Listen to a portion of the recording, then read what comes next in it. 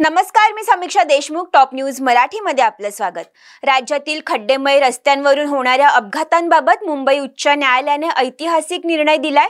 खड्ड्यांमुळे मृत्यू झालेल्यांच्या कुटुंबियांना आणि जखमींना न्यायालयाने भरपाई देण्याचे आदेश दिले असून रस्ते दुरुस्त करण्यासाठी कठोर नियम लागू करण्यात आले आहेत. राज्यात रस्त्यांची झालेली दुरवस्था, खड्डे आणि उघड्या मॅनहोलमुळे होणारे अपघात यावर मुंबई उच्च न्यायालयाने सोमवारी तीव्र नाराजी व्यक्त केली.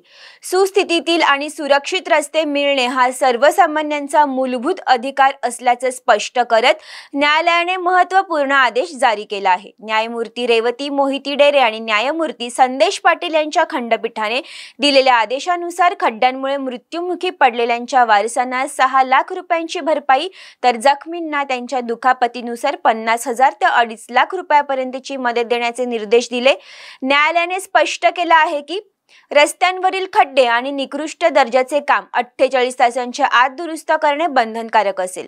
कर्तव्यात कसूर करणाऱ्या अधिकाऱ्यावर विभागीय कारवाई आणि दोषी कंत्राटदारांवर दंड, काळ्या यादीत टाकणे आणि फौजदारी कारवाई करण्याचेही आदेश देण्यात आले आहेत. सर्वसामान्यांकडून टोल आणि करांच्या माध्यमातून कोट्यवधी रुपये वसूल केले जातात, मग सुरक्षित रस्ते का नाहीत असा थेट सवाल न्यायालयाने उपस्थित केला आहे. या आदेशामुळे राज्यातील सर्व महापालिका आणि सार्वजनिक बांधकाम विभागाच्या अधिकाऱ्यांचे धाबे दणाणले आहेत. तुमची car, electric panel, data server आगीपासून सुरक्षित आहे का? नाही? मग आजच बसवा F protect temperature activated fire suppression device. यामध्ये आहे eco friendly non toxic pressurised liquid जे आग लागल्यास क्षणार्धात ॲक्टिवेट होऊन आगीवरती मिळवते नियंत्रण. बसवण्यास अतिशय सोपे आणि सुटसुटीत टेकालिपचे एक दर्जेदार उत्पादन एफ प्रोटेक्ट.